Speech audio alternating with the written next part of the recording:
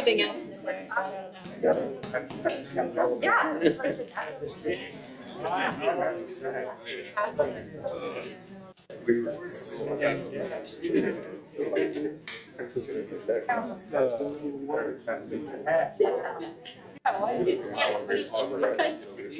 was a 5-year chart, and so there's still 3 years left. There's 3 years.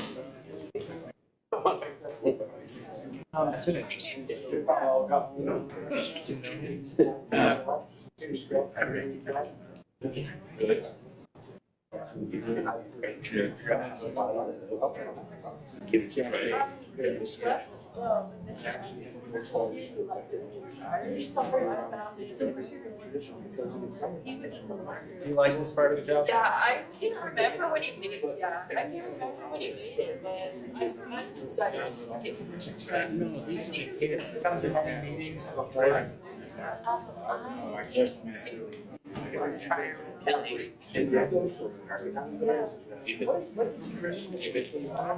I didn't get over that one. Oh, you were payroll. transitioned more to HR.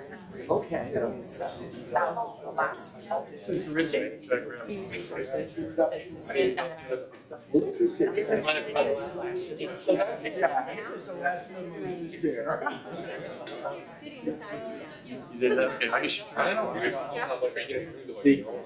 There's a freedom assist shop corner on the right hand there. Yep, so this is the Steve. If you would like. I'd love to see this.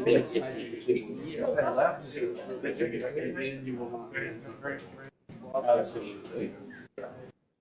But you're also closer to this. Very happy. Yeah.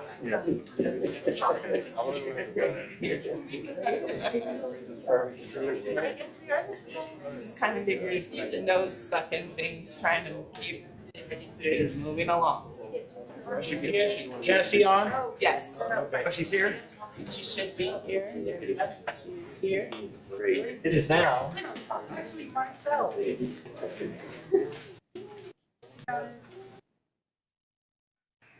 Okay, folks, it's 6 o'clock. Call this meeting to order. Roll call, please. Kim? Archie. Here. Bates. Here. Kimbrell. Here. Patterson. Here. Westerholtz. Here. Could you hear Cassie? Okay, if everyone could please stand for the Pledge of Allegiance. Matt, would you lead us in the Pledge of Allegiance, please? Pledge allegiance to the flag of the United States of America and to the republic for which it stands, one nation, under God, indivisible, with liberty and justice for all.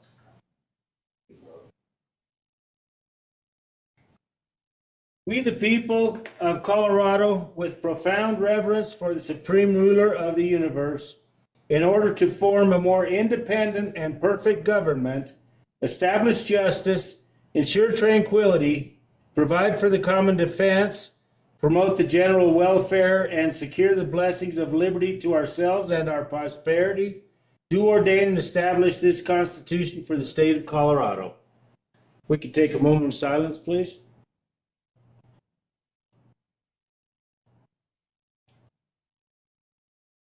Thank you.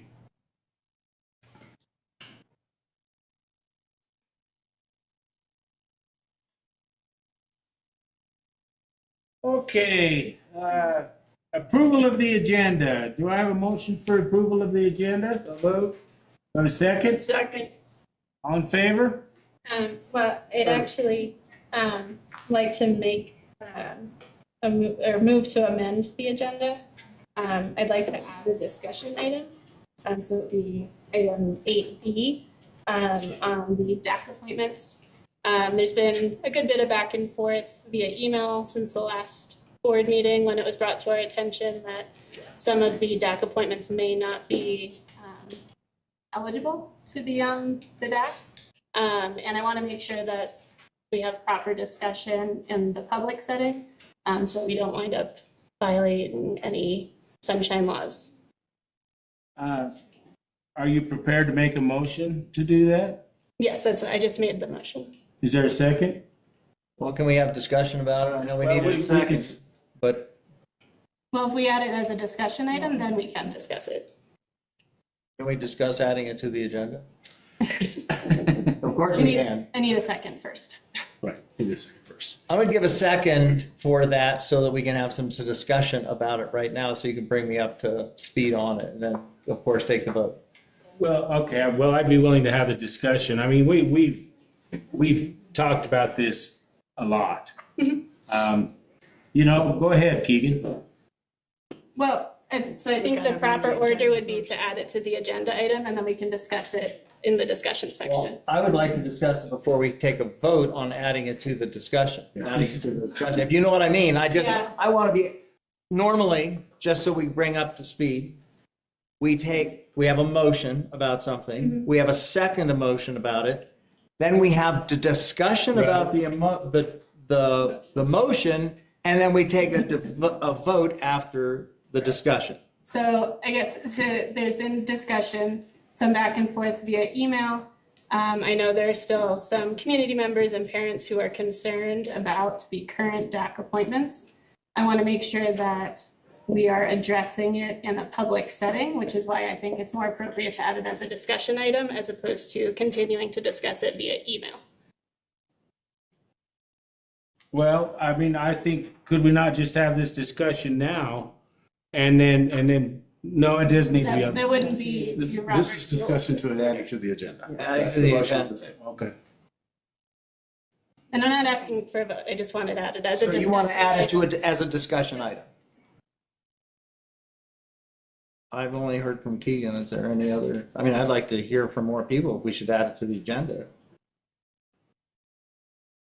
Any other comments? I'll second it, Okay, amend the agenda. all right, and you wanted to put it where? In section Under 8, so discussion. 8B, could be after. You got a motion in a second. But you haven't voted on that. Okay, so we have a motion and a second. Roll call? Barkley. Aye. Bates. Nay? Kimbrough? Pearson. Aye. Westerholz? Aye. Motion carries. So now we can approve the agenda. Okay, that being said, do I have a motion to approve the agenda? As amended. So moved. Second? Second. Roll call? Barkley? Aye. Bates? Aye. Kimbrough? Patterson. Aye. Westerholz? Aye. You know, just a point of clarification, Ms. Barkley. I was prepared to discuss this, but I was going to do it down here under board information reports because I do think there's some validity to both sides of this. So I hadn't forgot that. Thank you. All right, next item, an exciting item. The District Community Spotlight. Tonight, I'm thrilled to recognize a truly outstanding collaboration between our students, staff, and the maintenance team. This collaboration was featured on KRDO School Buzz, and we're going to take a minute to watch that video. I've seen it, it's good.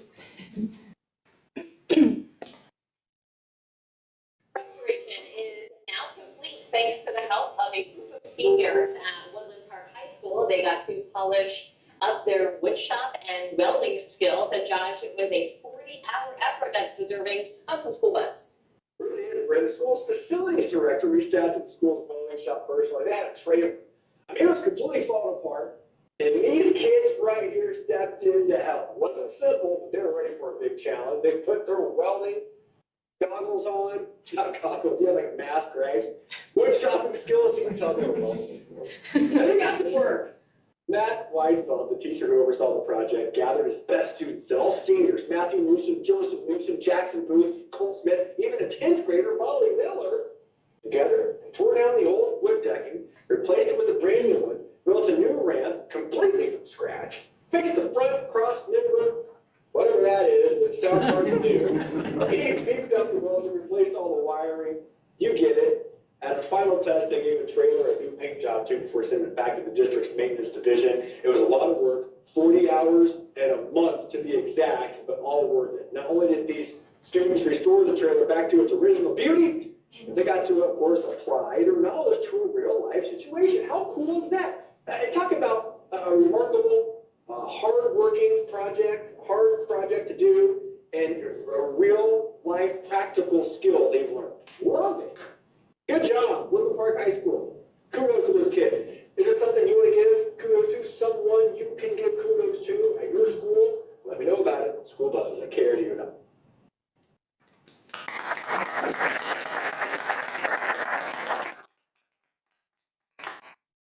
The teacher, Matt Weidfeld, could you just stand up, Matt? Yes, sir. I know Matt pretty well, and he's a good guy. He provided the guidance empowering the students to tackle real-world challenges confidently. A thank you to Jason Ferris and the maintenance team for bringing this project to our students, which made this learning opportunity possible. And to the students, as I call your name out, stand up, please. Jason Ferris. The facilities director. Oh, I'm sorry. Next line. Next line. Matthew Newsom. None of you guys were standing up. Joseph Newsom. Jackson Booth. Colt Smith. And Nolan Miller.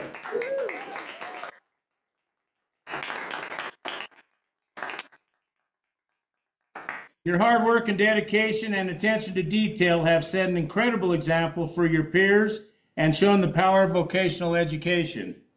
This project is a testament to what education is about, applying skills, solving problems, and making a difference. Thank you to everyone involved for your outstanding work and for making Woodland Park proud. Thank you.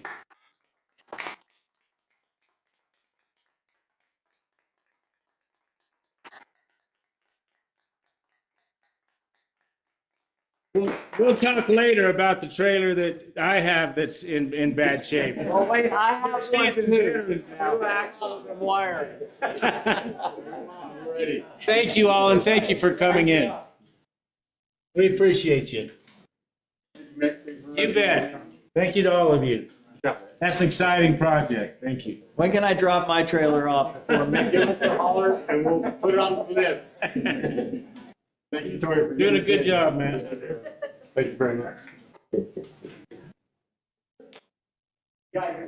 Well, it's wonderful that they showed the video, because I'd seen it before. I mean, I could sit here and try to describe, but it wouldn't have done what the video. Okay, public comment. Please be aware that any personnel or individual student matters are considered confidential under Colorado law, and it is out of respect of the law and our employees and students that we require those discussions to take place privately in executive session. Individual comments are limited to 3 minutes or a total of 15 minutes total for a particular topic. The intent of public comment is to give the Board of Education the opportunity to hear your comments. However, the board will make no decisions or take no action on public comment during the meeting. Do we have anyone up? We have two. Two, all right.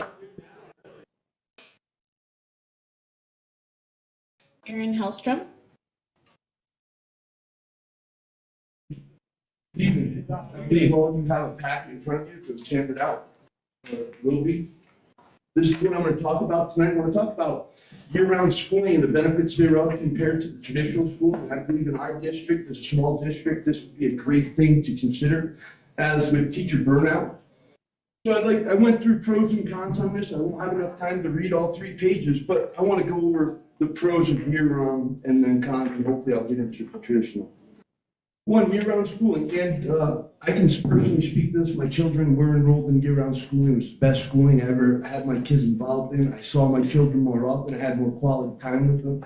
So I'm an actual user and a believer in it. This isn't someone just throwing ideas against the wall. Reduce summer learning loss. Shorter breaks throughout the year help prevent the summer slide where students forget material learned during long summer vacations. Improve retention. Regular breaks help students maintain focus and retain information better as they're not out of school for long periods. More frequent breaks. Students have shorter, more frequent breaks during the year, which can reduce burnout and provide rest without long gaps. Better teacher retention. Teachers get more frequent breaks, which can reduce burnout and increase job satisfaction. Enhanced focus. Shorter, more frequent breaks throughout the year keep students and teachers refreshed and focused, potentially improving overall performance.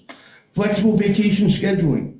Families can schedule vacations throughout the year rather than being restricted to the summer break.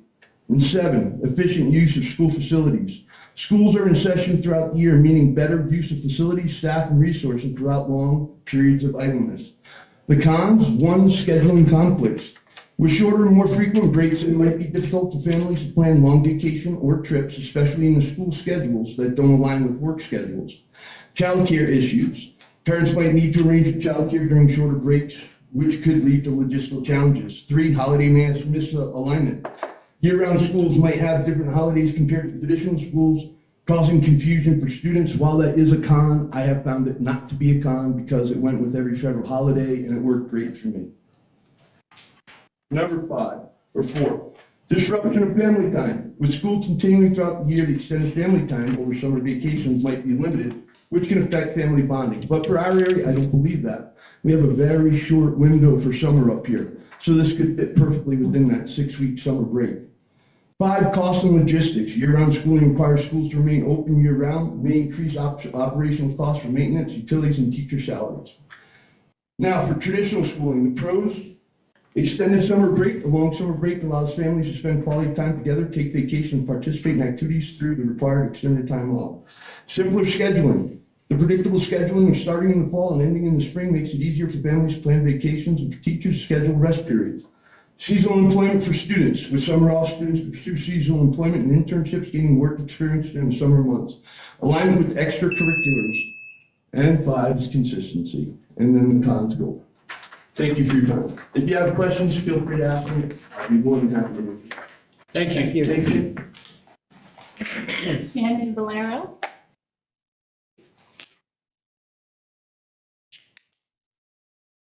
Good evening, President Bates, Superintendent Witt, and members of the school board.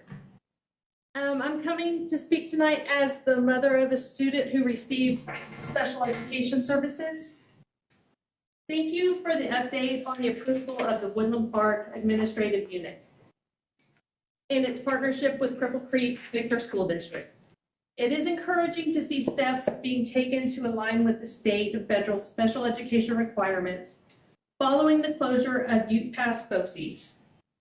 While this is a significant milestone, there are key questions and concerns that need to be addressed, especially as families prepare for upcoming IEP meetings. First, I want to acknowledge the critical programs and services that Ute Pass BOCES has historically provided, which will now fall under the responsibility of the AU. These include special education services, child find activities, gifted and talented programs, transition services, and professional development for educators. These foundational supports are crucial for the success of students with diverse needs, and it's important to understand how they will be maintained under the new structure. The email mentions that Chance Light will administer the PLACE program, and existing PLACE staff will fill special education vacancies across the district. While retaining staff is reassuring, there are concerns about whether staffing will be sufficient to meet the needs of all special education students, including those not placed in the PLACE program. Will redistribution staff create gaps elsewhere, and how will Chance Light's role integrate into broader services? Additionally, how will families be supported during this transition? Parents rely on accurate, timely information to make decisions and advocate for their children, particularly during IEP meetings.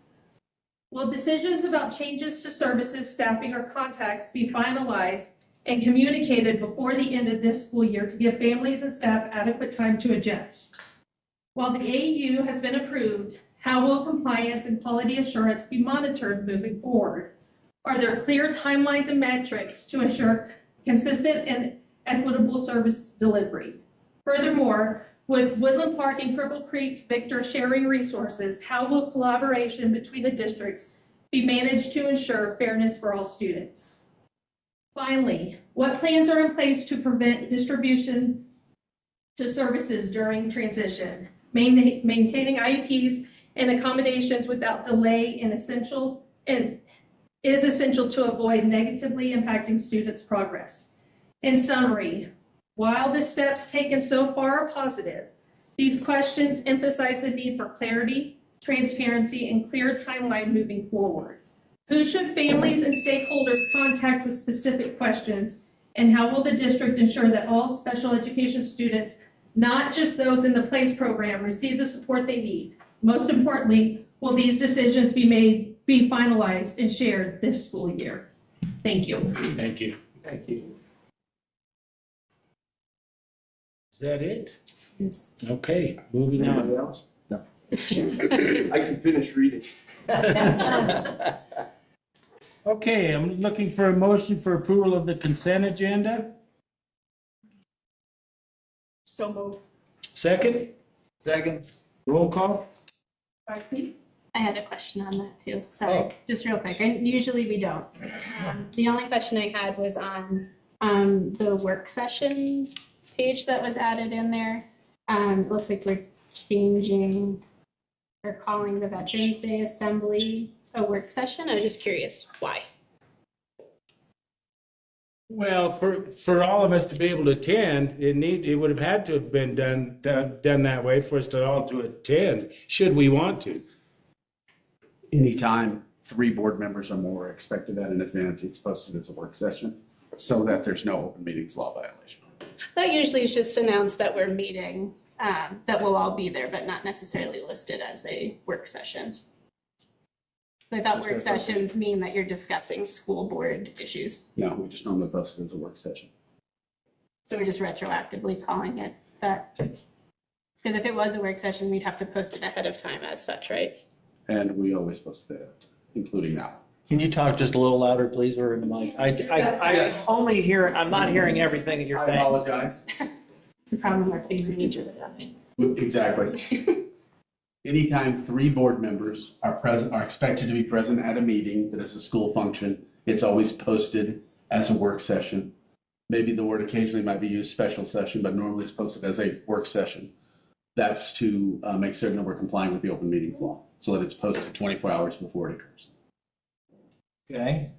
Are you looking for a different description of it for this? No, to I be was just making feasible? sure that there wasn't like a board meeting discussion that I wasn't That you included in. That missed? we're just, yeah, I was like, I Okay. didn't know we were discussing. I'm understanding I'll now. make sure that's what it was. Because I think for the parade, it was advertised as a work session as Okay. There's well. an agenda posted, and then there's the minutes that are the follow-up. And so what you're seeing is the follow-up minutes.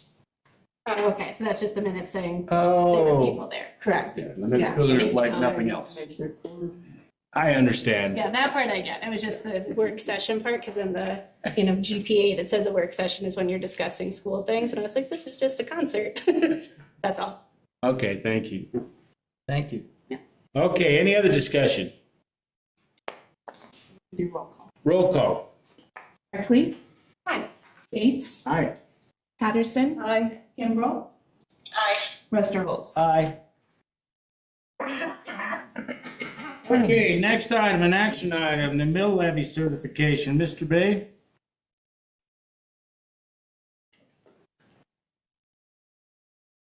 President Bates, other board members, it's that time of year for the finance office. Typically, especially in December, there's quite a few activities that each of the school districts have to do, and setting our mill levy is one of those. House Bill 24-1302 requires each of the local governments to levy their property taxes to a specific mill levy. And what that mill levy represents is and if you look at it from a standpoint of simple math, we take the mill levy times whatever the total assessed valuation is within the county of Teller, and that ends up what our property taxes is. And as we know, in school finance, part of the school finance act is property taxes. That's our local share of our school finance. So each year, on or before December 15th, we have to set a mill levy. And so what we've done this year, and it's really getting to the point, it's pretty nice to do. It used to be in the past, you had to go find a bunch of information, but the state has really gone in and doing an awful lot of stuff where they put the worksheets out, and you really just have to go in and put in the information, and it's really simple to do. Once you get to the point where it's zero, because you can only go up to a certain amount of mill levies or a certain amount of revenue that you can collect during the course of a tax year. And what you're seeing here is the results of that. If you move down to the next page, you'll see what we're doing as we go through a process. So for the 25, make sure I got that right. Yeah, the 25, 26 school year, we will set our property taxes at 29.257 mils. And that's what we will certify and get that to the county before the end of this week. Very good. Do I have a motion for approval of the mill levy? So move. Second?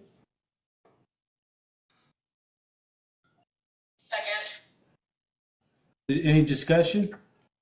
Yes, the current mill levy is at 29.257. Do you have, I'm looking to see, what was it last year and the year before? There's a worksheet that we have to fill out as well. Let me see what it was last year.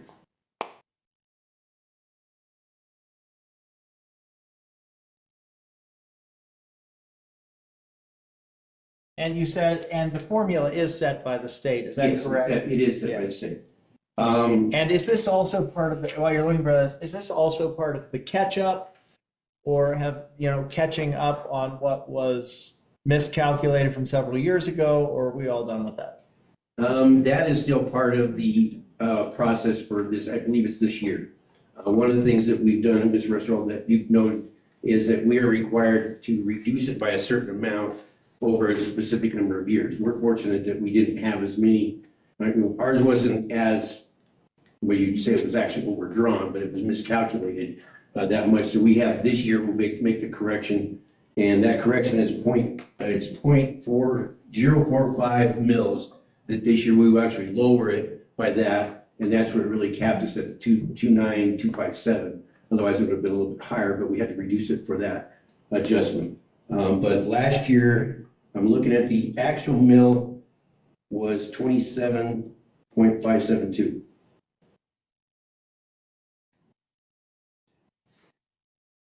I'm sorry, I'm just confused. You said we're lowering it this year, but last year was Well, at 27 and now We're we're lowering the amount that we would have set it at.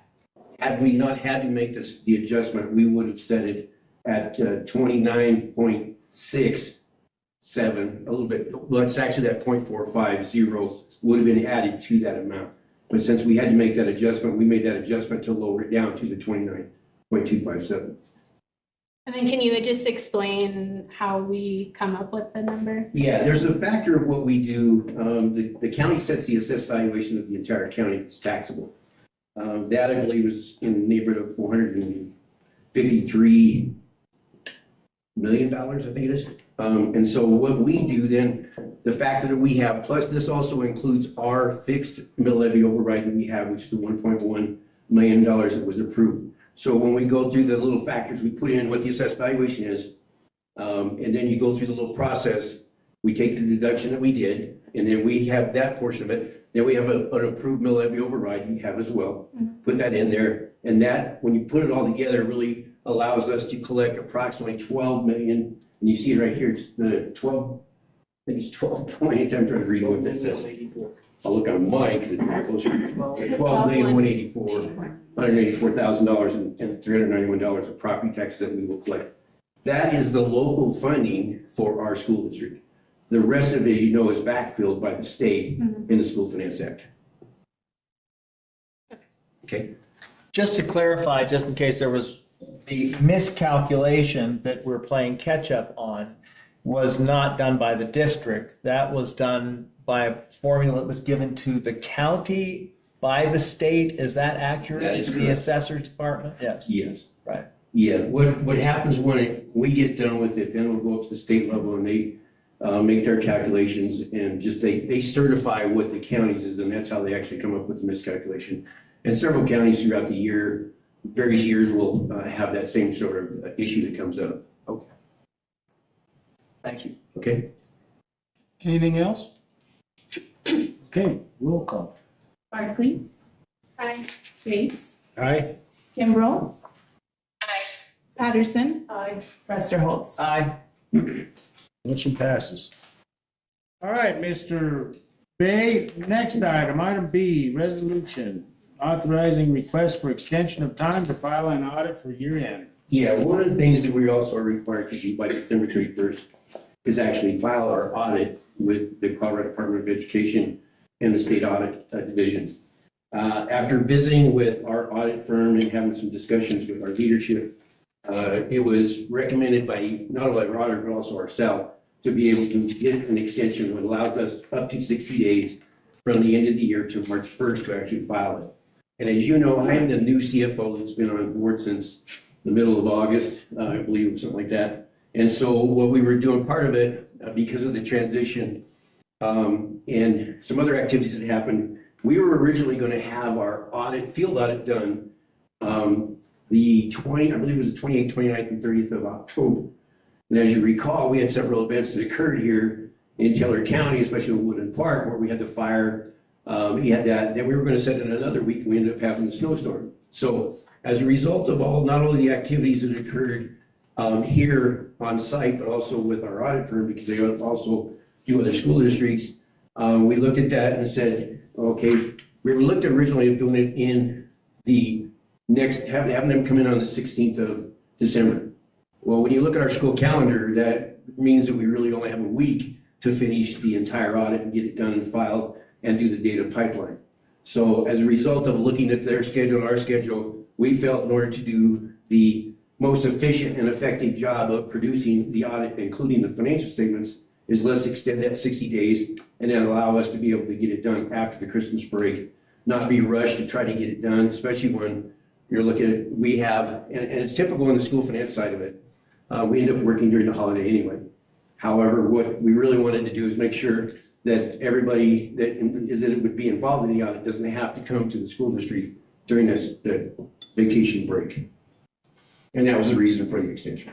I have a question. Yes, sir. Since it was extended, that part, since we had to back it up, the auditing company, I'm guessing they didn't want to be working over the Christmas holiday as well. Were they part of that decision? No, they typically are going to work over that holiday season, but yes, they were part of that. Okay. One of the things that they wanted to do is to make sure that they give us sufficient time. One of the things that we do on the field side of the audit is they do their testing. So that'll give us a certain amount of documentations in the area of accounts receivable and some other records and some other financial records, and we pull that information and they do their testing.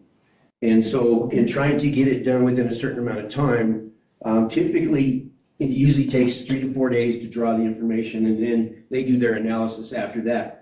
The issue that we would have here is we would be remote answering those questions for the analysis portion of it when we actually are beginning to create the financial statements. So it's not necessarily the field work that was really the creation of that. It's once they do their testing such that we have our financial statements are accurate to a reasonable level.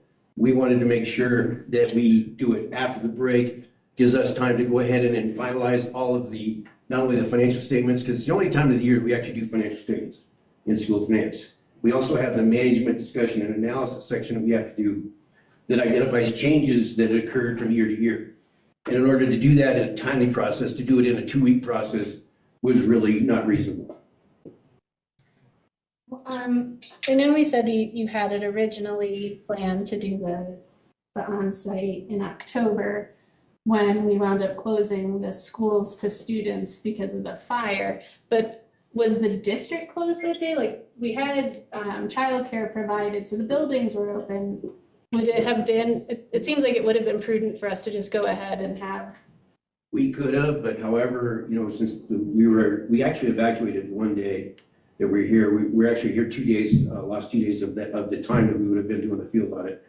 And then there, because of they also do other schools, have that following week, what they typically do is come in and do their field work 1 week and then do their analysis off-site. Well, since we weren't able to do that, we had to postpone it again.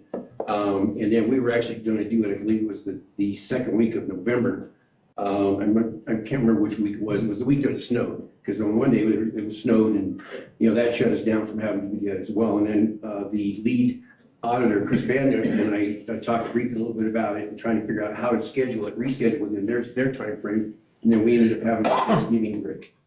And so when we looked at that and we discussed really doing it and having 20 years of experience of doing it, I just knew that trying to put all the financial statements and everything else together in a 2-week period is totally unreasonable. Chris recommended the same thing after looking at their schedule, being able to get it done. And so we said, why don't we do this in a timely and an efficient way? And let's just ask for the extension, especially because what it did, it also gave me additional time to go back in to analyze where we were at within the trial balance and gain more knowledge since I've only been here, relatively 3.5 months.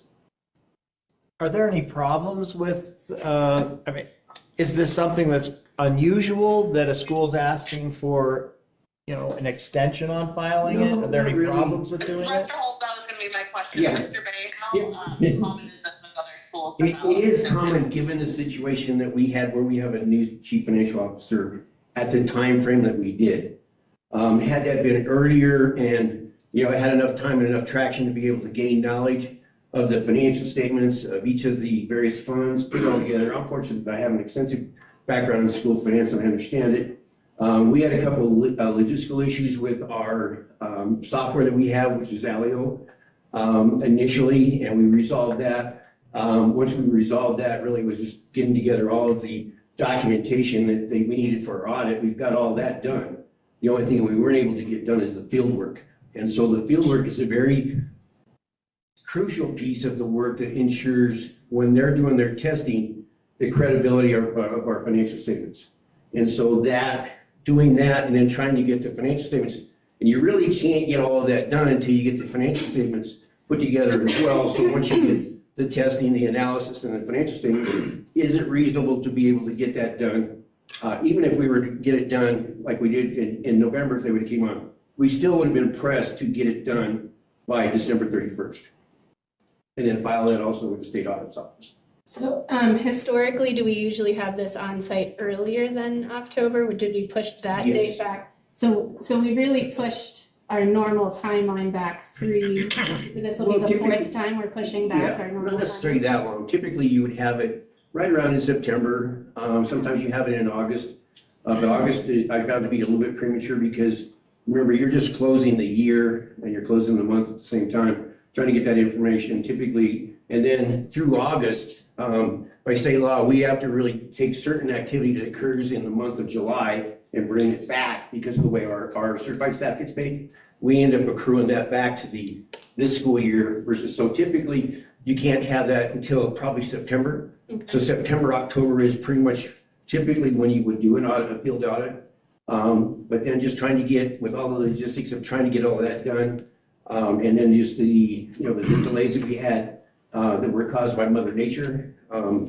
It was really, just kind of, it happens at some point in time. Where really, when it happens most often is when you see a change in the position, like with my position as chief financial officer, because the individual has to come in, gain the institutional knowledge, go through the information, make sure that it's accurate, put it together, and then it gets accepted by the audit firm. Our trial balance has been accepted. We know that, it's fairly accurate given what we've had there, maybe a couple minor changes that we have once they do their field work. But we're very comfortable that we're in pretty good situation. We just didn't want to have to try to do all this in a 2.5-week, 3-week period and rush it. Yeah, and I can understand that. I just want to make sure we're explaining as well as, as we can why this situation occurred. There's been a lot of controversy up here in Woodland Park about the school's finances. And this raises a lot of red flags for people to see that normally this is done in September, it was pushed back to October, that was pushed back to November, then that was pushed back to December, now we're asking it to happen in January. We need to make sure we're putting minds at ease that doesn't mean something fishy is happening. No, I appreciate that. That's really, one of the things, it's something that because you only do it once a year. And having come from the private sector where I had to do it every year, I had to do it 3 times during the quarter and then also do the year end. It's kind of nice that we really don't have to do it once. But in doing it once, you want to make sure you get it done accurately. And so our concern was not necessarily, we've done all the work that we needed to do to get all of the statements and all the other documentation for audit done. The only thing that really just didn't happen when it was supposed to happen was the schedule of the field audit itself. And that being probably the most crucial part of it, because that is the basis for their opinion. And so, no, it's something that happens. But like I said, I've seen this happen typically when you have a leadership change in the finance office, because it allows everybody to actually, to get on board to what's really going on, understand the dynamics of, because every district is different. We have a very unique way we do it. We have the general fund. We have our grant fund that is actually separate. It's kind of a neat way it's done. And we have our various other funds, our capital fund and that. But it's really just getting all the dynamics for that, because there's not a lot of transactions that happen in the course of a year. When you think about it, we try to do it every month, and you do all your reporting, but then when you get the big stuff, you got to get to year end. And year end is quite a bit of documentation we have to provide to our auditor. And fortunately, we've already got all that part done. I did have a chance to speak to the auditor about this situation, and he too recommended, he said, I'd suggest you guys file for an extension with Christmas coming up. He said, it's just going to compound things. So that was his suggestion as well, that we did file for an extension. Yeah, and I've lived through a couple of them where the recommendation was not approved, and we had to just basically jam it in 4.5 weeks.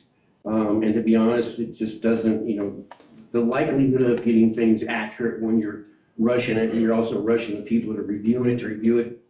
Having been an auditor myself, I just feel it's probably best to make sure that it does in a normal process.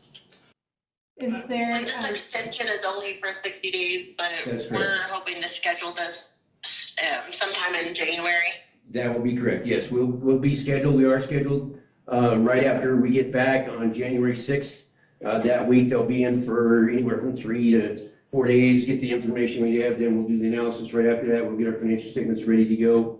And, we'll probably end up with the preliminary review of that in January, and then finalize it in the February, because we have to have the financial statements and the opinion done. So with the final side of that would be done at our February board meeting, and then we'll go ahead and get it filed right after that.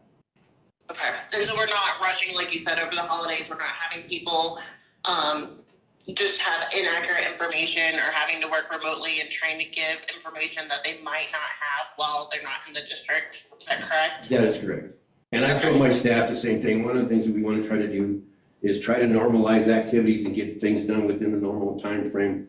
And typically you can. I mean, if I had been here 4 or 5 years and had all the knowledge and everything else, we probably would have scheduled the audit a lot earlier. But just the factors of a perfect storm, a new CFO, and then really the issues that occurred when we tried to have our site visit, they were out of our control.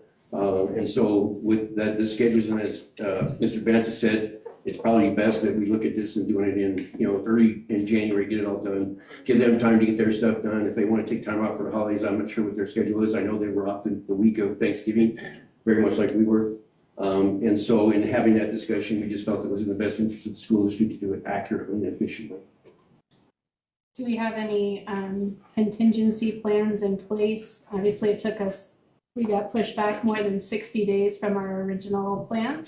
It's probably going to snow again here in the next month or two, to make sure we stay on their schedule and don't wind up missing our next mark. We do, yes. Well, I had a conversation with Mr. Vance a little bit about that as well. And if something were to occur, he ensured me that we had to, push it back to a Thursday, Friday, and then following Monday, Tuesday, we could do that as well.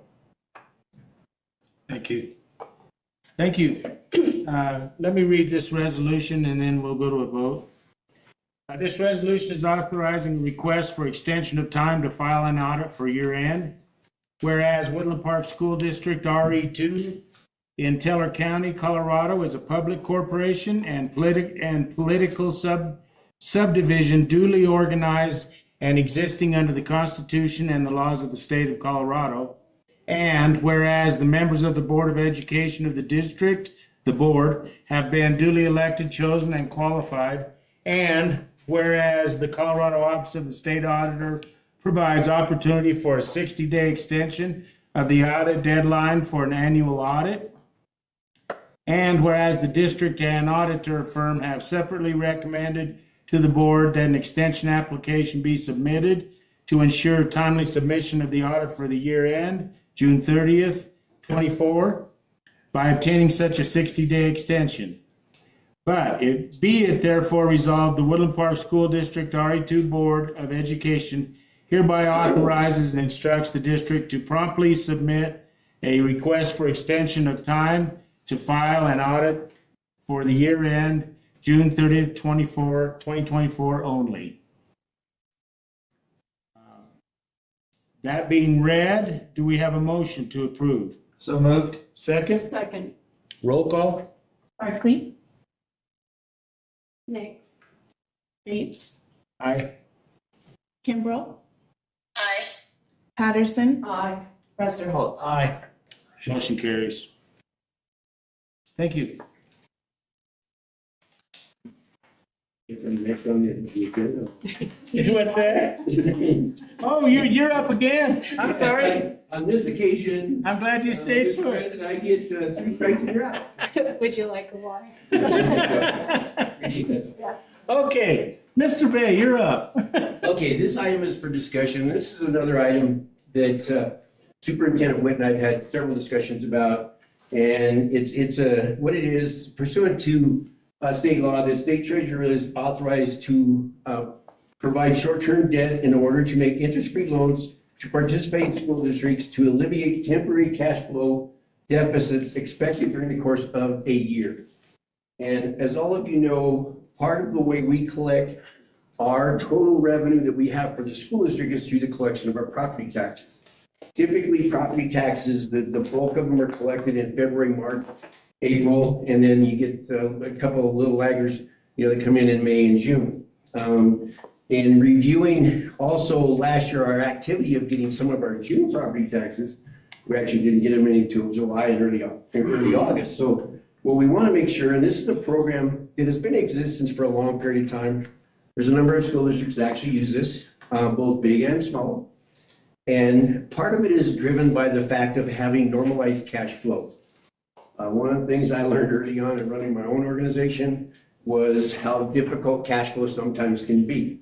You try to normalize revenue such that you're getting it on the same basis. Now, from the state, we get 1/12 of what the state is going to give us every month, which is fine. But in property taxes, we collect those property taxes when they get paid to the county, and then the county turns around and gives them to us. So obviously there can be, ups and downs in the collection process.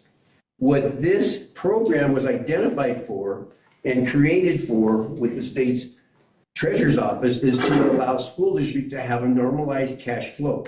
What we in essence do, the dynamics of this program is this. What the collateral is for this interest-free loan program is our property taxes, the $12 million that we have the opportunity to collect from the county. We get that, as I said before, typically you get it in, 4 or 5 months. In essence, what this allows us to do is to come up and say, what is your normalized cash flow that you have? And what would you need for a period of time if you had to operate from December, January, and February without it? So that being said, typically what I did when I got here, and it was something that I began to look at probably within my first couple of weeks that I was here, is what is our cash flow? And as I know, having been in this business for a number of years, especially on the school finance side, is understanding the school finance, how it works and how the dynamics of it are, and understanding that anybody that has an opportunity for this program should be in this program. Most smaller school districts, I would highly recommend that they're in this. And so it's one of the things that I suggested to Superintendent Witt is that this is something that I feel that we should get into the program of making sure that we normalize our cash flow. So that being said, what I knew that it wasn't possible to be able to do it in December, I actually looked at it in November and early October, but with the dynamics of learning the program and trying to figure out, because it has changed. I hadn't been in school finance for the last 2 years previous to being here. And so, I had to get up to speed with really how it was working. The program is really pretty dynamically put together now. What we will do over the next couple weeks between now and the end of this year, and as well as preparing for the board meeting, one of the items that will be on for action in January will be this information here that we need to certify. And it has the same thing, it has some resolutions in there of what the board has been. We have to review this initially with you. And then what we will do is we'll come up with what our cash flow is. I've estimated and guesstimated what I think our cash flow is, what our need will be. And that being said, we're either going in and we'll redo it and then look at, see where we're at and how much we actually need. Now, the neat thing of this is each month, what we would do, Superintendent Witt and I would certify this is the amount that we feel we need for this month. Gets distributed either on the 7th, 17th, or I think it's the 27th of the month. And so we have 4 different times that we can actually collect for it. Then what happens is it remains outstanding. It's capped to a certain amount. Obviously, we couldn't go over $12 million because that's what our $12 million of property taxes is. But what it allows us to do is to not have to worry about what's in your cash activity and your bank accounts and your reserve accounts during the course of the time of year when we know, and the state knows, that it's going to be at its very low.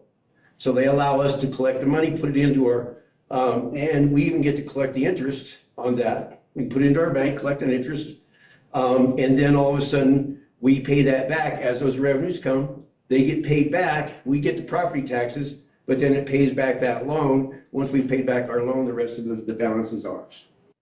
And so it's a program that I highly recommend to Woodland Park School District. I've utilized this in the past with the charter school. And so having gone through the dynamics of it, we understand, but there's some legal things that we are required to do.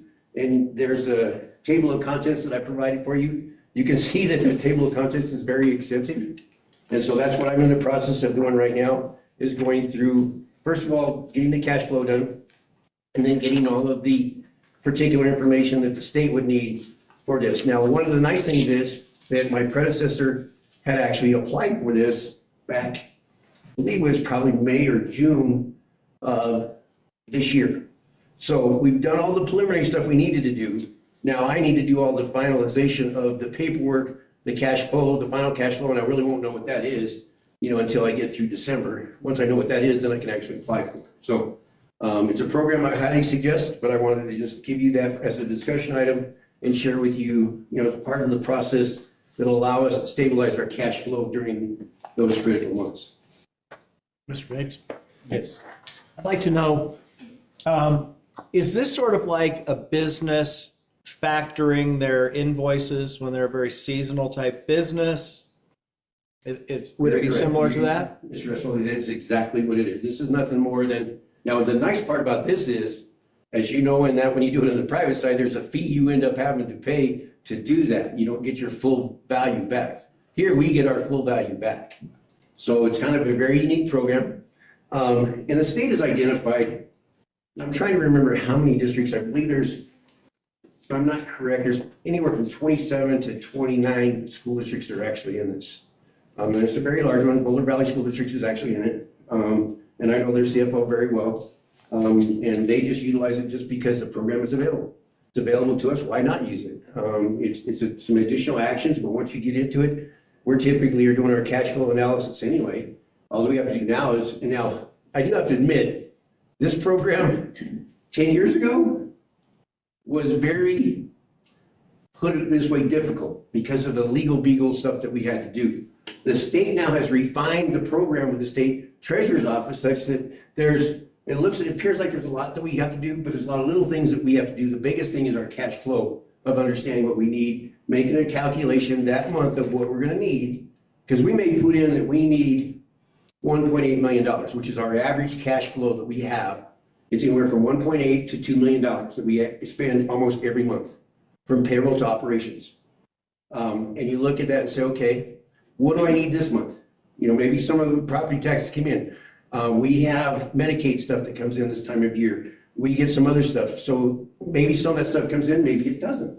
If it does, you don't have to worry about it as much, but it's there. And the nice part about it is it's a program that's unique to school districts only. What is the downside to it? In my opinion, nothing. There's no risks. We have no liability. If you and I were in business and had this program, this would be a wonderful thing. You get an opportunity to get free money. You don't pay an interest fee on it. It's designed for use simply because they know that their cash flow models, because remember, we give all of this information to them through the pipeline. I'm surprised that the state of Colorado has not gone to a couple models that I know exist in other states. Because in other states, you have to give that information to them almost every month, and they're actually calculating your cash flow for you. Here, we do it, the state is very aware that, you know, in those months of November, December, January, February are difficult because your cash flow is going like this, your bank balance is going like this, and then all of a sudden you want it to go back up. They want you to be able to normalize that without having to worry about it. Well, I have more questions, but I'm a, Do we have a current cash flow issue? No. I just. Are we in a space where we're regularly worrying that we won't be able to pay staff? No, ma'am. We're not worried about it. Matter of fact, we did the calculation today. Our report was due to the bank today. We made the transfers of what we needed to do. We made our calculation of cash flow earlier this week. Actually made it last week and we verified it this week. We've got all of that done. We look and we still have, you know, money in our kitty bank or piggy bank, if you want to call it. And we also have money in our reserves, so we're doing fine right now. But it's just really within those months of January, and it's really because of the unexpectation. You don't know what revenue is going to come in during those months. Here we know that if we use this program, we can go in and say, okay, for this month, we need our average cash flow. We need $1.8 million. Okay, they give it to us. We put it there, it just adds to whatever we need. And then once the property tax comes in, we pay that off first, the balance we get. So it's really more of an extension of our banking activities, if you wanted to call it that. But it is a very unique program. I've been aware of this program for a long period of time because one of the things the state has always tried to do, and I'm very fortunate because of my knowledge and interaction with the 1994 School Finance Act, how it works. We've always wanted to have the districts get what they've always called a soft landing. And we've done this, you know, with the 5-year average that seems to be getting changed as well. But in the past, the state leadership has always wanted to make sure that school districts are not having to worry about cash flow during those months when the bank balance goes down. Doesn't mean we're not meeting cash flow, it just means it's going down. And so, you know, it gives us the ability to maintain all of our reserves and all of our funds that we have available without really any risk of knowing that when we get the money back from the property tax, we're just paying them back. The balance is ours. It's a program, like I said, I highly recommend for every school district, especially as a smaller district. In a smaller district that has declining enrollment, probably more so to be able to utilize something like this. And why would that be? Just simply because you look at your cash flow. If you're in a declining model, unfortunately, I followed District 11 for nearly 30 years with a very good colleague of mine, and he worried about cash flow every year of his 30 years he was there. And having to have a discussion with him, he told me, Jack, this is something I definitely would be using. And I was well aware of that. And like I said, it's something I've known for a long period of time, and I just finally got to the point where the level of activity that I had trying to, you know, get the preparation of the budget and all, or some of the budget from last year, getting information about the audit, get on now at a point in time where, hey, now I need to get this done, but this will be something that I will recommend even next year, the same thing. It's something that annually we have to, you know, we don't annually have to apply, but we annually have to make the commitments and everything else because it goes year by year. When our normal tax revenue comes in, what account does that go into? It goes into our general fund. Okay, will this money also go into the general fund? Yes, the net of it, what will happen in this case is very similar to what Mr. Redfield was telling us about the way if you do it in your receivables. It's a receivable that's actually due from the in our case, Teller County. So when it comes in, what the state does is if we've paid, you know, if it's more than what our average stuff is, we just wouldn't get that property tax that month. Right. Let's say that, you know, ours was $1 million. And they would just deduct $1 million from whatever we get. You know, and if it were over a couple of months, they'll take a portion of that. So the eligibility of that money, basically what is it able to be spent on the same things? Is there Yes. any difference in what you're able to spend There is it no on? restriction on it. Is there restriction on the normal tax money? No. Because it's general fund monies. Yes, and this is specifically for the general fund. It's not for us to do, capital expenditures and things like that in grants fund. It's typically just for your normal operations that you have within the district. And so it's for your payroll and your operating side of the school district, which is, happens to be our utilities and various expenses that we have to run the school. Anything else? I do have another question. You had said that there's no downside to it as far as the state is concerned, and there's no strings attached that we have to perform, do certain things because we're accepting it. But it seems that there is now a reporting cost associated with it. How often are you reporting, auditing this? What kind of auditing requirements are there from the state, and what does that cost the district? Yeah, typically what it costs is my time as a CFO. There isn't, what you would have to do and I'm doing this anyway. I just look at it from a CFO standpoint. It's kind of real comfortable knowing that, you're making the calculation just to go get the money from the states and instead of worrying about, where the money is, because we have 8 or 9 different bank accounts that we have for various activities. And, you don't have to worry about balancing those. You just say, okay, this is a calculation I need this month. I've got the assurance that I can use it into this interest-free loan program. So I'm getting the money, in essence, as a surrogate being the state versus being the county that I will be getting it from when those funds come in later on. But yes, you are correct. The only downside of this is there's some additional work that you have to do, but typically that work is not additional work. It's work that I should be doing anyway, and I am doing. I'm doing the. So it's no additional labor cost to the district to file all this paperwork and reporting to the state. No, it's just like you said, that's why I sent you the packet, the entire packet. You can see really what the level of activity is. There's some assurances that we have to do. One of the assurances that says when money comes back in, we will pay it back from the property taxes that we're going to receive.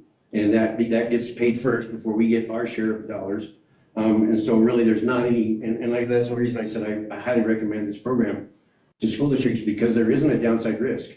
There's probably more of a downside risk if you don't use this program than there is on, utilizing the program. And that's really why the state treasurer's office, came up with this because they're very aware of the problems that occurred in the past. And it ranged from small districts to large districts. I've been aware of school finance for well over 20 some years, and I've watched some of the very largest school districts get into cash flow issues. And I've also watched some very small ones do the same thing. So it's just a matter of, as it says, it's an interest-free cash program for us to be able to augment our cash flow during a period of unknown when you're going to be able to collect those funds. There is no motion needed tonight. A resolution will be proposed for the January meeting, and he did include the entire packet, so there's time for everyone to take a closer look at it if the questions were answered tonight. And that's the main reason I wanted to bring it on for this evening is just so you have that information, have a little bit of discussion, answer a few of your questions. I will go in and beginning the balance of this week and next week and really over the break, make sure diligently we got all the information together. So when we have this board meeting a month from now, then we will be making that recommendation to take action on the program. And at that point in time, you'll actually know how much it is that we're actually requesting that we have for that period of activity in that. So I just want you to be aware of it first and then bring it forth next month. But thank you very much. Okay, now thank you, Jack. Okay. Thank you. We didn't have any discussion between us. No. I mean, if there's something that comes up before we do this resolution next month, is there something else you were wanting to discuss? Yeah, just something. I mean, I don't want to come across as I'm opposed to it. There's just some questions I have about it.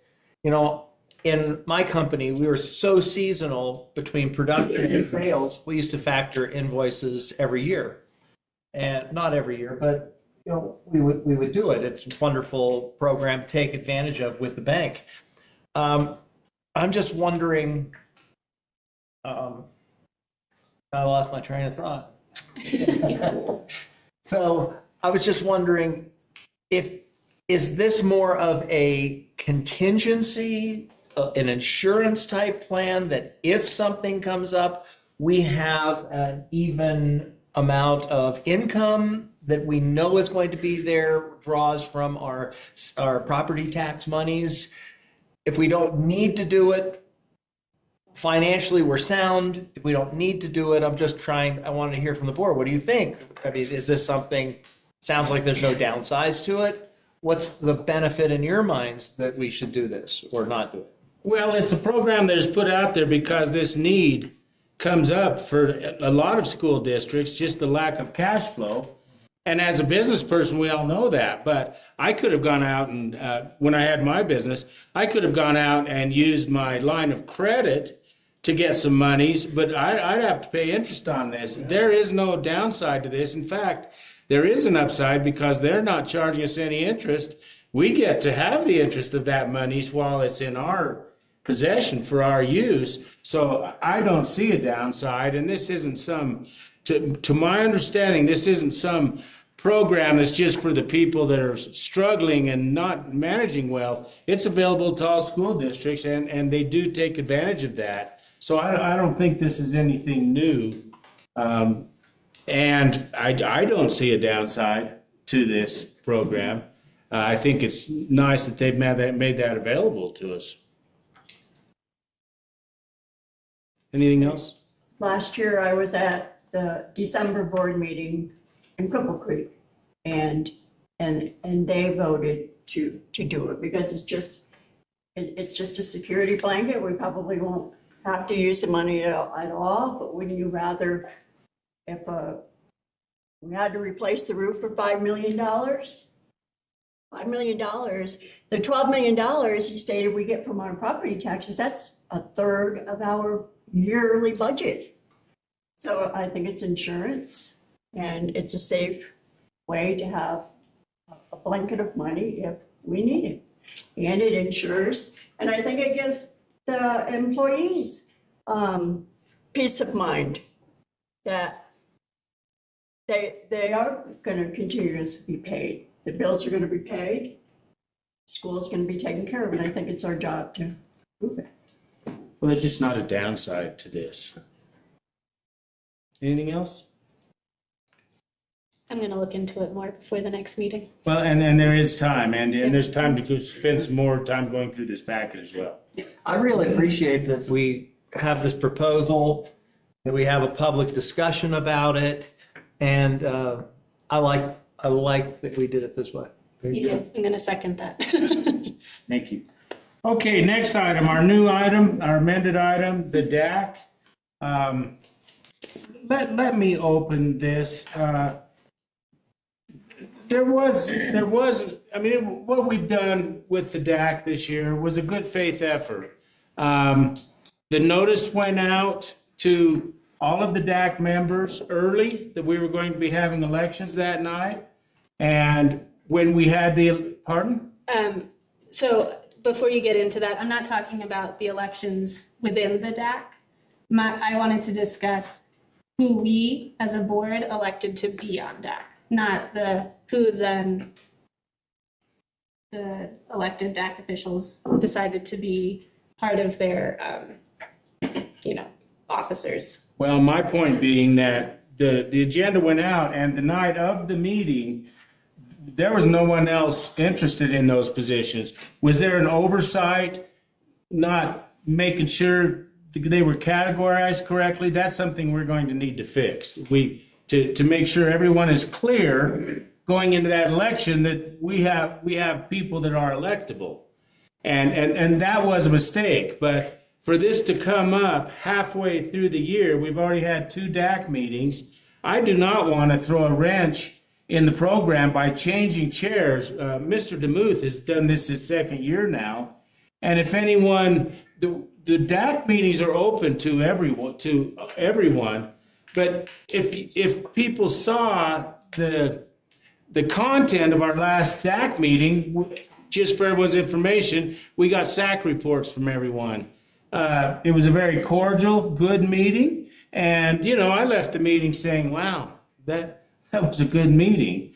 So I personally don't want to make a change to it at this point. Are there some things to learn from it? Yes. But it was a good faith effort. There was nothing underhanded that was done. And that's where I sit on it. Okay. So again, just to clarify, the issue I wanted to bring up was who the administration recommended to us to vote on. Several of those people are not actually eligible as per the DAC handbook. So what the list that we as a board voted on was not a good list. I think, I assumed, and I'm sure you all did as well, that the list we were provided, I asked Superintendent Witt that meeting how the people were selected. And he didn't bring up eligibility, but again, I assumed that was part of it. But that wasn't the case. There were people who were recommended that we vote for who were not actually eligible to be on the committee at all. So that is the part we need to amend. And it was brought to our attention last month before the second DAC meeting. And we tried to have conversations about it prior to the second DAC meeting. And it took too long for whatever reason. And so what I'm saying is we made a mistake. Mistakes happen. We're all human. But now that we know we've made a mistake, it is our responsibility as a board to make sure we are following the policies. And you're right, but under the circumstances, things are going well enough, and you guys, SAC and DAC meetings in many districts, they can't get 3 people to show up to SAC meeting, and low numbers for DAC meetings. I'm very encouraged of where we're at with our SAC and our DAC, and I don't think this is an issue to upset the apple cart over to make those changes. Now, we did have a volunteer that at the last meeting that was new that suggested that she would be willing to come into that role, but she's already a part of this. The only thing that she would gain from that would be being able to sit in on the agenda setting meetings. There's nothing underhanded or undercover about this, Keegan. Well, I hear you saying that, and I hear you saying it was a good faith effort, but we had a wonderful list of people that applied to be on the DAC.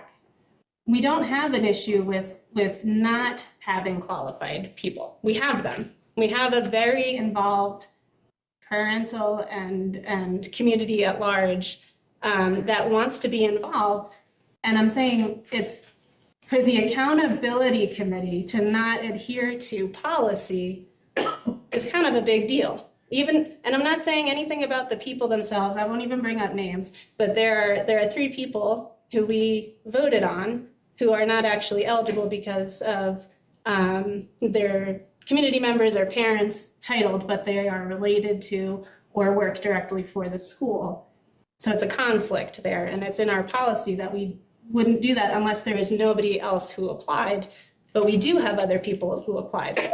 So to say we had a good faith effort is not accurate because we have other options, and we knew about it before the second DAC meeting, and we didn't take action on it. Well, again, clearly mistakes were made. So let's fix them. I have a question for you about the whole thing. You've said that the meetings are going very well. Ginger is a part of the meetings, as I understand. Yes. And she's instrumental in that. She's very process. in it. So, is there a way? I agree that we need to. I hate to upset something that is working well. Is there a way? How do we keep it working well and satisfy that we are over the accountability committee is accountable to the guidelines that they're supposed to be working under? Because I understand what Keegan is saying, but what is the solution to it? Well, I was proposing that we don't make any changes, but we learn lessons from this. Obviously, we missed some pieces of that, and I've spoken to Mr. Witt, and we've agreed that in future selections that we'll get this right. The only thing that would be not overly wouldn't overly mess things up would be I could certainly talk to Crystal DeFabio who volunteered at the last DAC meeting. I could talk to her and see if she's interested in engaging in that, but I don't want to. I mean, that would be a co-chair type of a position, because I don't want to, in the middle of this race, start with a whole new chair. I think that would be counterproductive. Well, I have a suggestion. Okay. Just throw this out here for conversation. Since we as a board of directors made the mistake and it affects their operation, rather than the board saying how to fix it and what to do, can we just task or ask the DAC, here's the situation, you as a body fix the mistake that we made. You're government, you decide, your governing body, take care of it and report back to us, please, so that you're within the guidelines of and they come back to us with a suggestion. I'm just throwing that out there. Director Russell, would you think it's more of a questionnaire? Would we just need a more detailed questionnaire? Oh, you mean for going forward? For applying, yeah, I think that would help. The current one, it states that if you are related to anybody, any employees, that you are ineligible for the DAC, but it doesn't also mention that if you work for the district, that you would be ineligible as a parent or community member, which should be amended. That could be listed as the oversight. We made the note to add that to the application. That's a good idea. But also the administration should have known that these people were employees and not recommended them to us. I'm sure you know our employees, right? No, I don't know every employee in the district. You don't? So the DAC statute states that a Yeah, peer 300. member is I'm not that one good with names. that's employed by or a relative of a person who's employed by the school district, including being employed at a public school of the school district, unless the district takes a good faith effort and is unable to identify a sufficient number of parents who are willing to serve, Right. et cetera, et cetera. Which was not the case this year, because even in the last the meeting when we voted on DAC members, Superintendent Witt mentioned that we that about half of the people who applied were not selected. Well, I think the questionnaire is a good idea. That's going to benefit all parties involved to make sure we're dotting our i's and crossing our t's. I think that's a good idea. And like I said, some lessons are learned here. And if it would help the situation, what I would do is speak to Crystal and ask her if she is open to that, talk to Mr. DeMuth. If they were to co-chair, then we've got a parent representative in the chair position, and we've got Mr. DeMuth there for them to work together to take us through the end of the year, and lessons will be learned to prevent this in the future. Yeah, I'm glad we're learning lessons. The problem with that is that Mr. DeMuth himself is one of the people who are not eligible to be on the DAC, and for us to knowingly allow a person who is ineligible to even be on the committee to chair the committee seems terribly irresponsible. But the DAC team made good faith effort. No. According to statute, good faith effort. No, to but we elect made the parents. mistake in the Other first parent place by representatives electing him, voted not. One at a time, here please. during the election, they voted it. The DAC did and the members. I'm really The tired of the volunteers good faith did that. effort There was thing. only, from my understanding, 2 people that even volunteered to take the election of the officers. That's because we didn't elect the right people in the first place. We caused this problem. We didn't have a good faith effort. We didn't elect eligible people. When there's only 2 meetings left. Well, there was nothing underhanded intended there. It was an honest mistake. It was an honest mistake by us, the board. We need to fix it. That's all I'm saying. It seems wrong to have our accountability committee chaired by someone who's ineligible to be on the committee. Well, I would like to ask the committee to come up with a solution, and if they need help from us, if they need something from us, then ask us and we'll do it. That would be my suggestion. Let them take care of it and we'll help if necessary.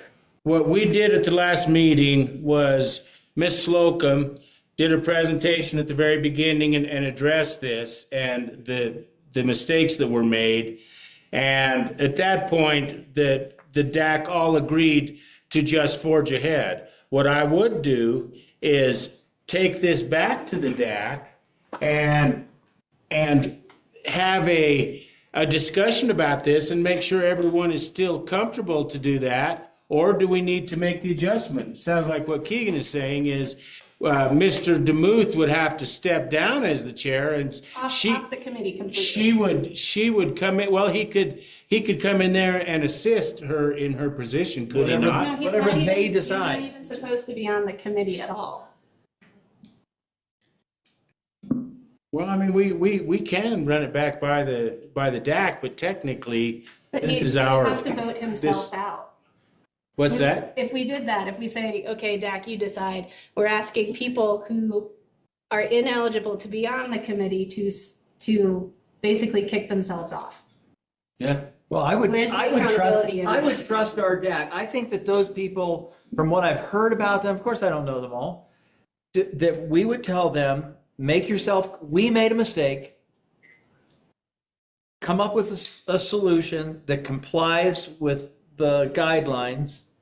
And if you need something from us, if we need to appoint someone, whatever we need, you be compliant.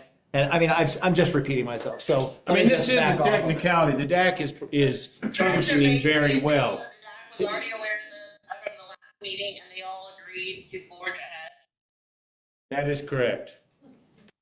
But we're still saying that the people who shouldn't be there are the ones we are allowing to make the decisions. Well, I mean, they're one of the votes. When we have issues that come up, it does come up for a vote in the room. So we're not, that They person. shouldn't have a vote. That's the point.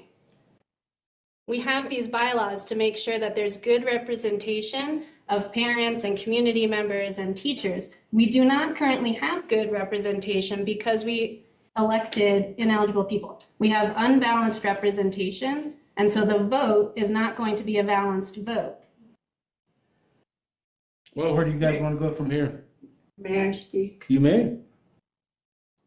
I agree with Keegan, and I think we are the ones that appoint the people, and we did make a mistake, and I think there would be other people. I think we need to make it right, to be transparent with the community, because we're the ones that chose the appointments, and I think we should do the right thing. And I think there are other people that will do as good a job. Well, I mean, we have a candidate right now, and she fits the criteria. So I think we need 3. I think there's 3 people that are currently and then Eligible. Yeah. It's not hard to find it. Well, and you know, we I have to don't, Mr. DeMuth's a decent guy, like I said. I mean, I'm trying to be very transparent here. There was no, It's nothing personal. No, no, not I personal. like intended. Not at all. I'll talk to Mr. DeMuth and I'll talk to Crystal as well with the intention that he would need to step down and she would need to step into his seat. You guys don't misunderstand me at all.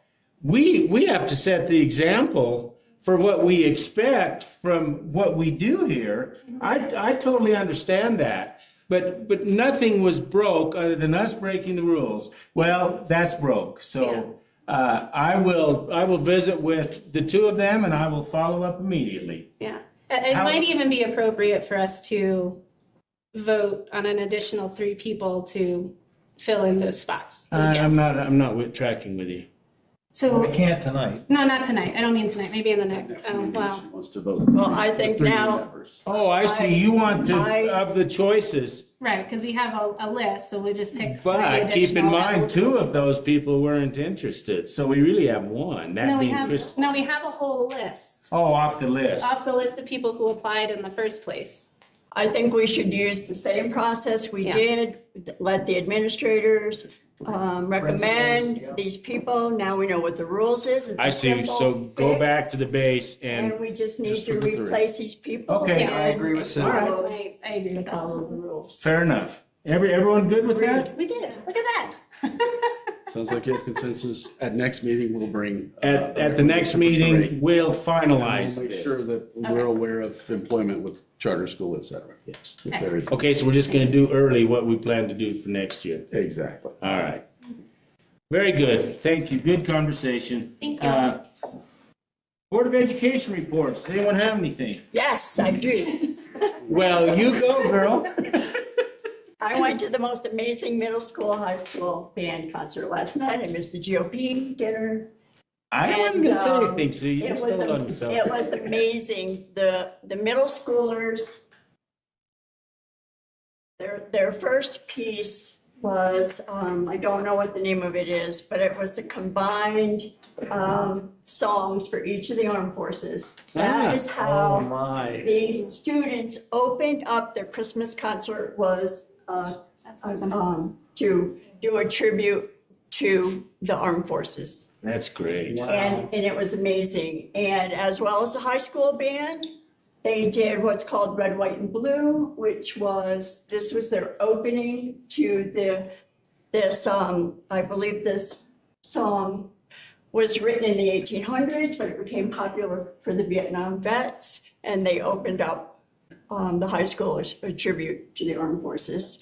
And they closed with the jazz band. It was amazing. I think, who was the music teacher? Kayla Garcia. Kayla Garcia. Yes, she's amazing. These kids, I cried. And next Tuesday is the choir for the middle school and the high school. I encourage everybody to go. That's it. I'm glad for that report. Yeah. I'm sad I missed it. That's awesome. That's really I also good. have a board report that's musically related. So Columbine is having their holiday or winter sing-along on the 19th. So I will be there singing along with my pre-K. Is that right? Yeah, probably from the audience, but you know. But it's always so much fun, and seeing the kids, they get so excited to get up there and perform. So that's on the 19th at Columbine, 9 a.m. Thank you. Others? Yes. I still can't quite get over the improvement that our school district has had in the past couple of years academically. You know, and the work that the administration, our great teachers, dedicated parents, and the amazing kids that did the work to bring us from being in the bottom half of performance of the schools across the state to the top 10% academic performance.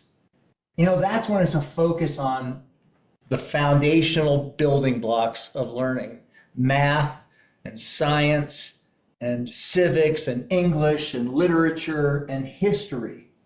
And, you know, and removing distractions so that kids can focus on what's important in the schools. And so I'm just so proud of this school district and the dedication that the community has towards education. And it takes all of that to make it happen. And I just look forward to what we're going to do years and years from now. And what is this district going to look like academically going forward? I'm just very pleased with that. It is exciting. You know, one of the things is, you know, since it's Christmas time, one of my favorite subjects has been history. It's still my favorite. I read historical novels and accounts all the time.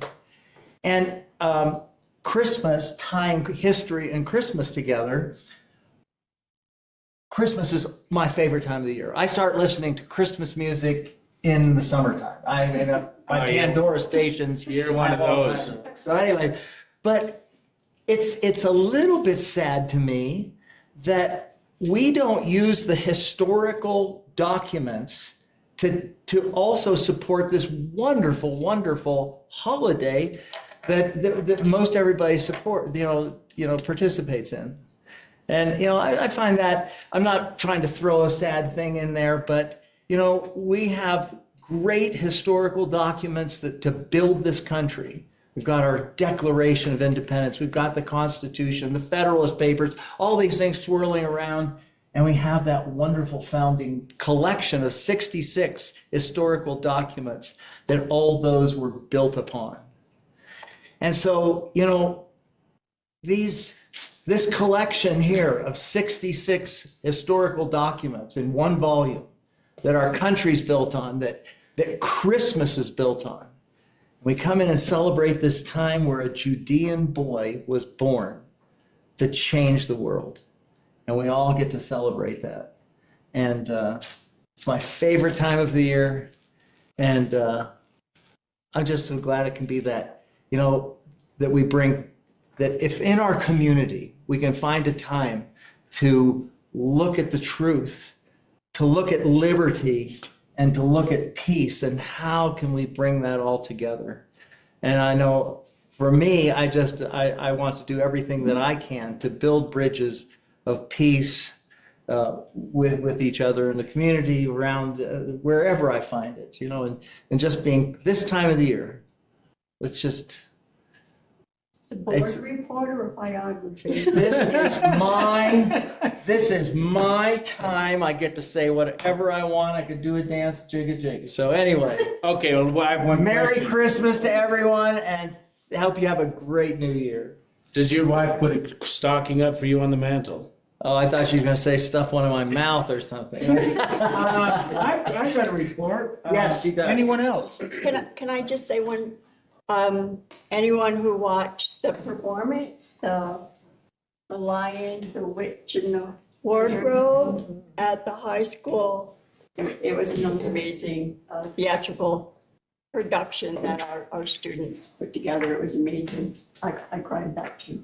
Mine isn't as flowery, but we've had trouble. We've had trouble in past years attracting students to apply for scholarships. The Kiwanis, the Rotary, other organizations have scholarship money that it's like pulling teeth to get people to apply for them.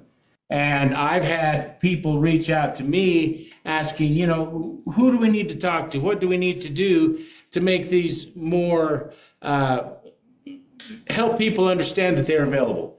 Well, you know, some of them are $500 scholarships, and that's great. But for the effort that's involved in applying for them, one of my guesses is that people thought, you know, it's not worth it for this small of a scholarship. But the community is working on this, and I'll give you an example of it. The Honorary Deputy Sheriff's Association used to do $2,500 worth of scholarships to the students of Cripple Creek and Woodland Park. A decision was made this year to bump that up to $10,000. So, you know, that could be $2,000 scholarships. That should increase the appeal. If we don't have enough applicants, then we divide that up into larger portions. So what we want to do as a group is make sure that the students understand the opportunity is there. That is monies for them for whatever they do. And another important piece of that is these scholarships will be available to not only go to college, but they'll be available to go to trade schools. If someone wants to continue with their welding career or something else. So this isn't just restricted for college. We know that the dynamics of that are changing. So it'll also be available to trade school students. So that's a pretty neat thing. I wanted to make sure everyone was aware of that. Can I ask a question with your board report? Are guidance counselors aware of all the scholarships that are available? Do we connect the community members? It has varied, but that's part of this push, is to make sure that all parties know. So for example, you know, we would make Matt here, the industrial arts teacher, aware of this. So it's on his frontal lobe to try to increase the interest in these. So it'll be more spread out of these availabilities. Could we have maybe an available scholarships page on our website? Well, there was discussion of that, you know, list all of these opportunities. And links to the applications Yeah. or the download the. That hasn't been addressed yet, but that was one of the ideas to try to make this more widely known, Yeah, yes. that would be great. Thank you. Anything else? With that, Cassie still here? Sleeping. motion to adjourn? So moved. Second? Second. Roll call. Barclay, Hi. Bates, Aye. Kimbrough, Aye. Patterson. Aye. Westerholz. Aye. Motion carries. Meeting adjourned. Thank you. Merry Christmas. Merry Christmas, guys. 2 weeks. You are like a little kid. You go sit on Yeah. Santa's lap. I know. I don't want that one. You know, it reminds everyone. Somebody's going for Christmas, let's not forget, school.